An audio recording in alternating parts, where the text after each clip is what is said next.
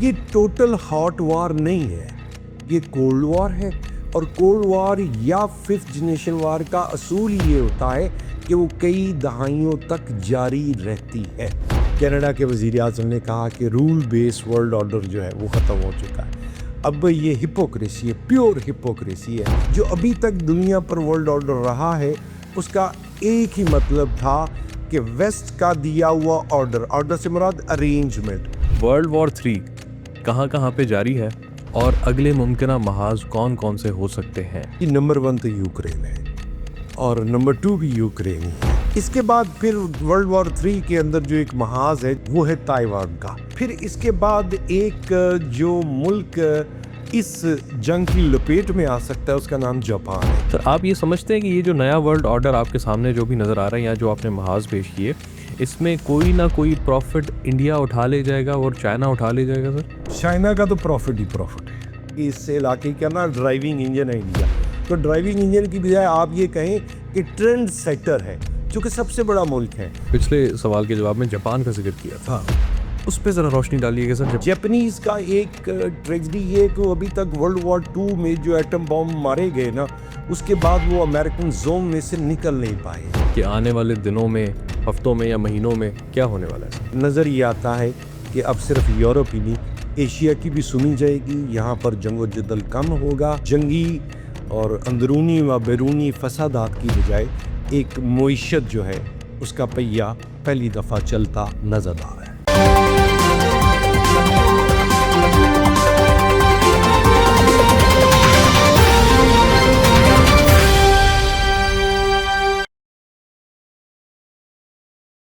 تیسری عالمی جنگ شروع ہو چکی ہے۔ ہر جگہ یہ آواز بھی ہے کہ نیو ورلڈ آرڈر بھی آ رہا ہے۔ ان باتوں پہ ڈسکس کرنے کے لیے آج ہم نے مدعو کیا ہے پروفیسر ڈاکٹر منور صابر صاحب کو۔ Sir welcome to show. دیکھیے جہاں تک بات ہے نا کہ تیسری عالمی جنگ کب اور کیسے شروع ہوئی ہے، دیکھیے جب کولڈ وار ختم ہوئی نا اور رشیا ٹوٹا تو 1990 میں عراق پہ اٹیک ہو گیا تھا۔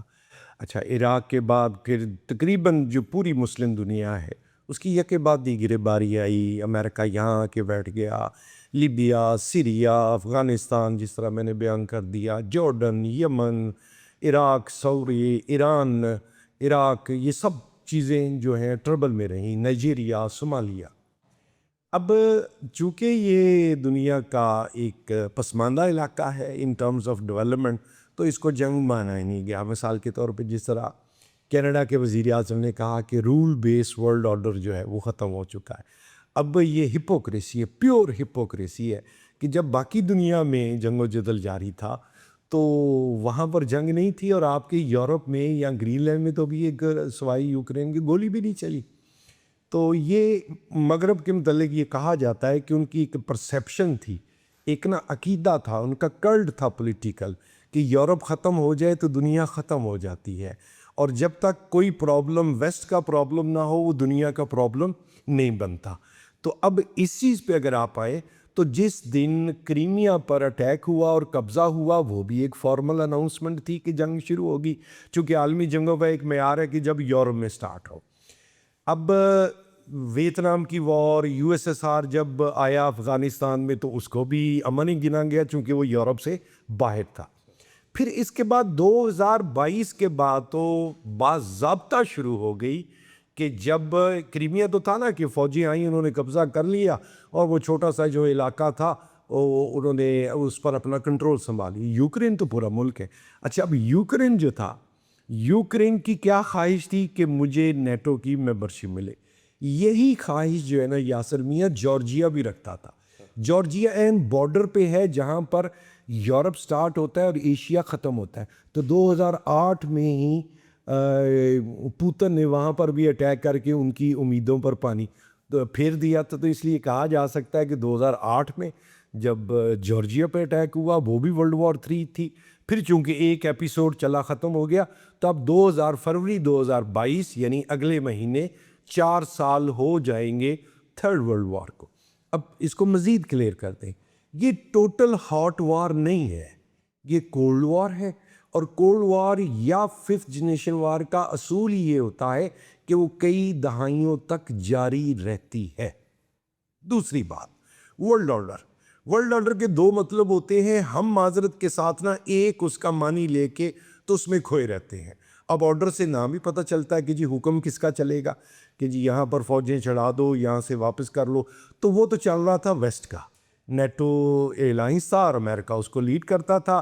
تو جو بھی راگ امریکہ گاتا تھا, ہم نوا جو تھے وہ یورپ والے ہوتے تھے. لیکن اس کا ایک دوسرا مطلب بھی ہوتا ہے جو ہمیں سمجھنا چاہیے. وہ کیا ہے؟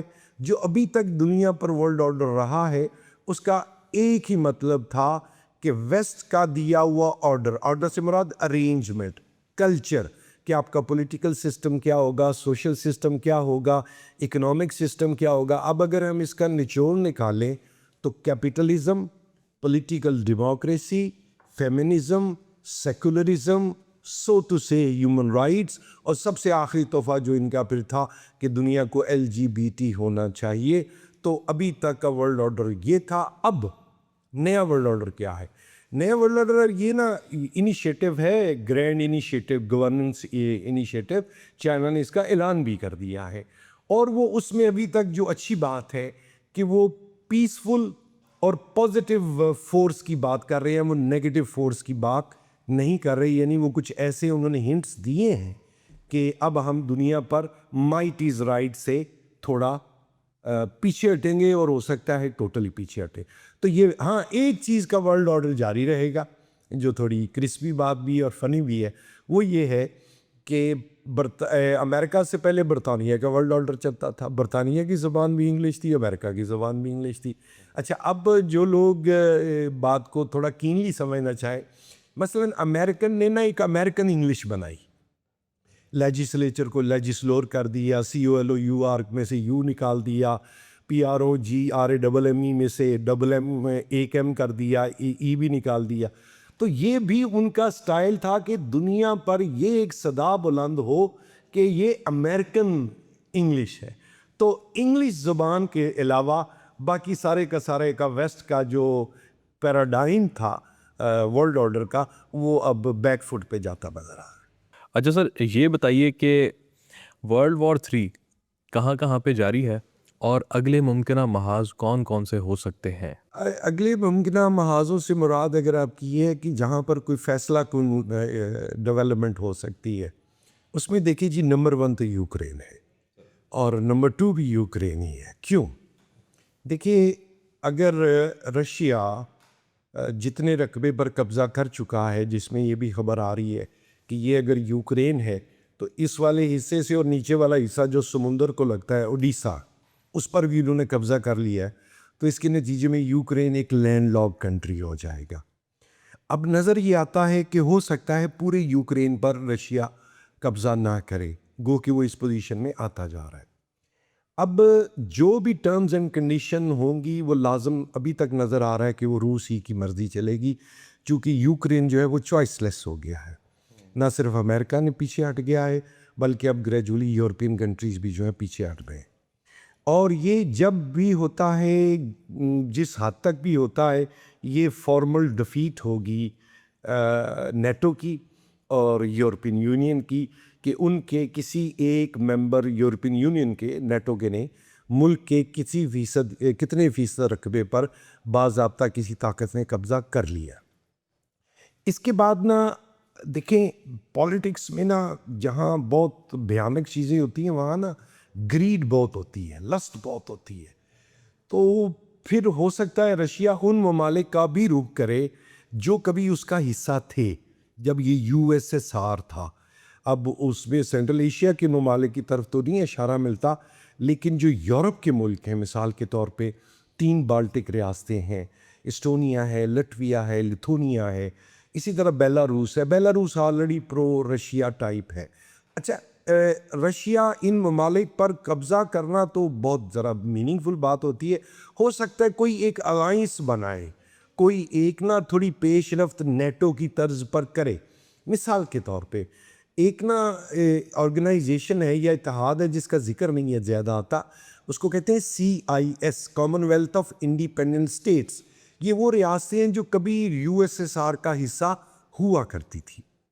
اب دوسرا محاذ یہ ہے, اس کے بعد پھر ورلڈ وار 3 کے اندر جو ایک محاذ ہے جو بہت فیصلہ کن ہو سکتا ہے وہ ہے تائیوان کا. تائیوان چین دعویٰ کرتا ہے اور وہ دعوے میں حق بجانب بھی ہے چونکہ یہ کبھی چائنا کا حصہ تھا. اس میں مثلاً ابھی تک چائنا کی کامیابی یہ ہے کہ اگر یہ جو CSS والے ہیں وہ دیکھتے ہیں, اگر انہوں نے یہ کبھی کہنا ہو, جواب دینا ہو, لکھنا ہو کہ کون سا بڑا ملک ہے جو ابھی تک یونائٹڈ نیشن کا ممبر نہیں بنا ہے, تو وہ اس کا نام ہے تائیوان. لیکن چائنا جو ہے وہ نہ پیشنس سے کام لے رہا ہے.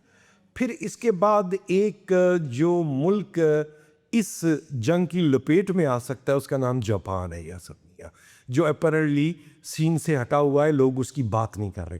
اچھا, یہ جو جنگ و جدل ہے نا ورلڈ وار 3, یہ اتنی پیک پہ ہے, اتنا انگیج ہوئے ہیں لوگ, گو کے ہاٹ میں ہی ہیں. آپ دیکھیں چلی کے جنگلوں میں آگ لگی, ارجنٹینا کے جنگلوں میں آگ لگی, وہ خبر ہی کہیں نہیں آ رہی ہے. تو ساری دنیا کا فوکس اس طرف کو ہے. اس کے بعد باری آئے گی پھر گرین لینڈ کی کہ گرین لینڈ پر وہ قبضہ کرتا ہے کہ نہیں کرتا.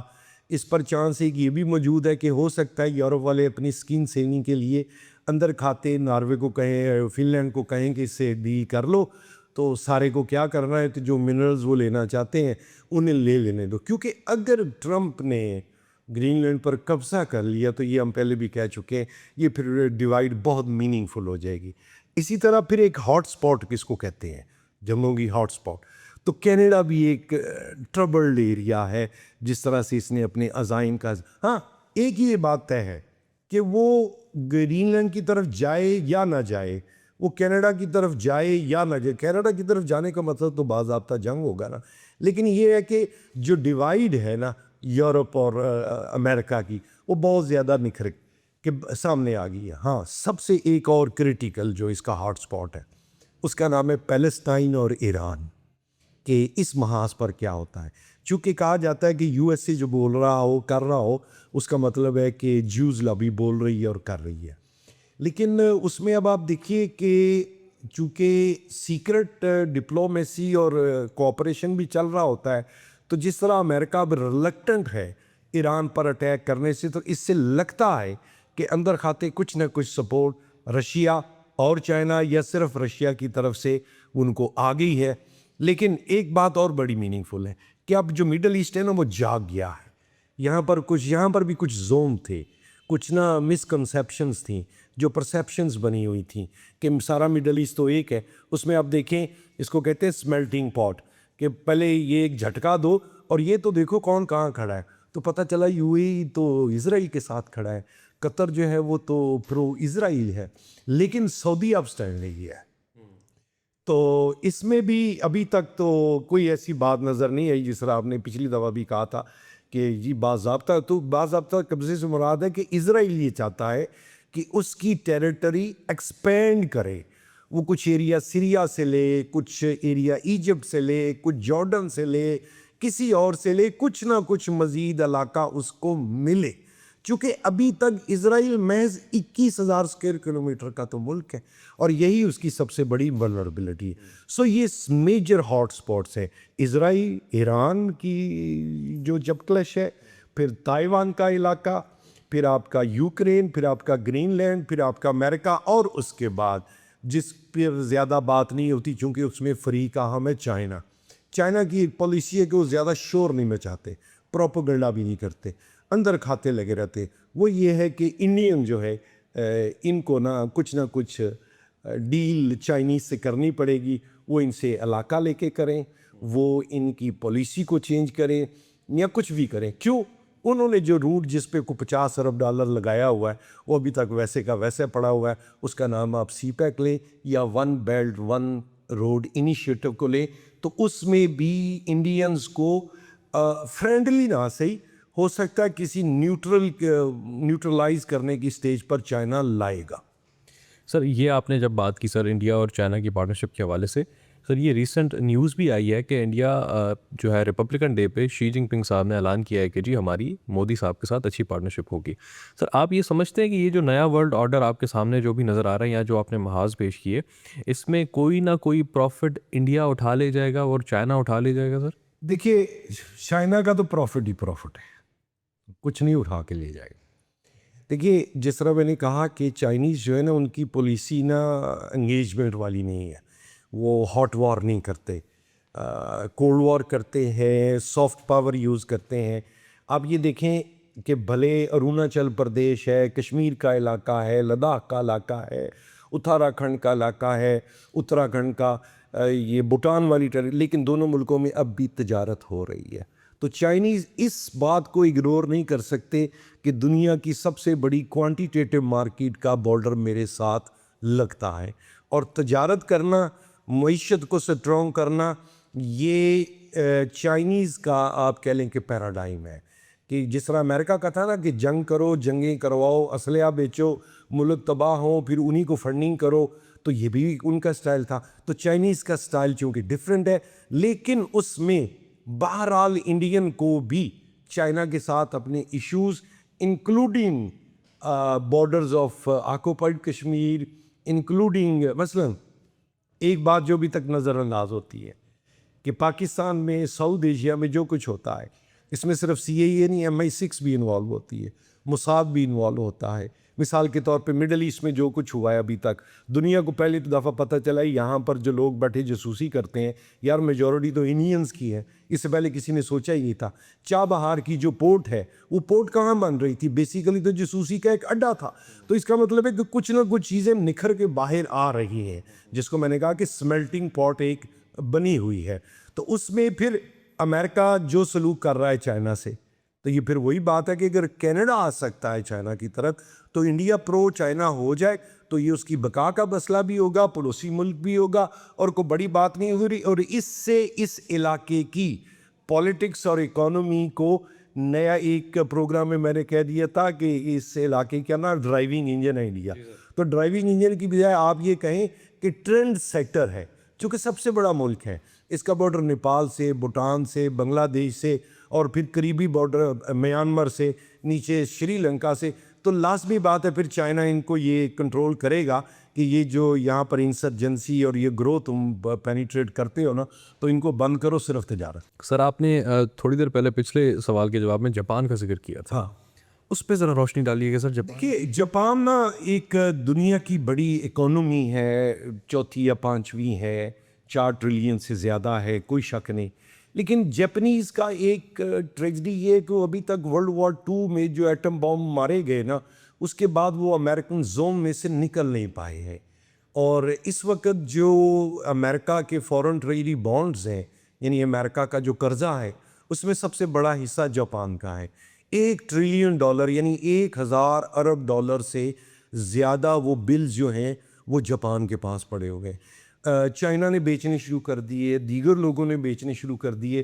تو امریکہ کی تقلید اور اس کی امامت میں رہنے کی قیمت جو ہے وہ نظر آتا ہے کہ جاپان بھی سفر کرے گا. اب وہ کتنی دیر کے لیے کرتا، کیوں؟ دیکھیے جاپان کے بارڈر ڈسپیوٹ ہیں چائنا کے ساتھ بھی، وہ تھوڑے ہیں. جاپان کے بارڈر ڈسپیوٹ ہیں رشیا کے ساتھ، وہ بڑے تھوڑے ہیں. تو اور زیادہ اہم بات یہ ہے کہ وہ پرو امریکہ تو ہے ہی ہے، چائنا اور جاپان بھی کسی حد تک اینٹی جاپان سٹانس جو ہے وہ رکھتے ہیں. تو جاپان بھی ایک بڑی معیشت ہونے کے ناطے نا مشکل میں گرتا ہوا نظر آ رہا ہے. سر لاسٹلی یہ ذرا کامنٹ دے دیجیے کہ سر لوگ بھی جاننا چاہتے ہیں کہ آنے والے دنوں میں، ہفتوں میں یا مہینوں میں کیا ہونے والا ہے سر. دیکھیے کوئی بہت بڑی چینج نہ آئے، چونکہ دعویٰ کرنا اچھی بات نہیں ہوتی اور اس کا امکان بھی کم ہے. نظر یہ آتا ہے کہ اب صرف یورپ ہی نہیں، ایشیا کی بھی سنی جائے گی. یہاں پر جنگ و جدل کم ہوگا اور جنگی اور اندرونی و بیرونی فسادات کی بجائے ایک معیشت جو ہے اس کا پہیہ پہلی دفعہ چلتا نظر آ رہا ہے. سر آپ کا بہت شکریہ. ناظرین اپنے خیالات کا کامنٹ میں ضرور اظہار کیجیے گا. آپ کا شکریہ. اللہ حافظ.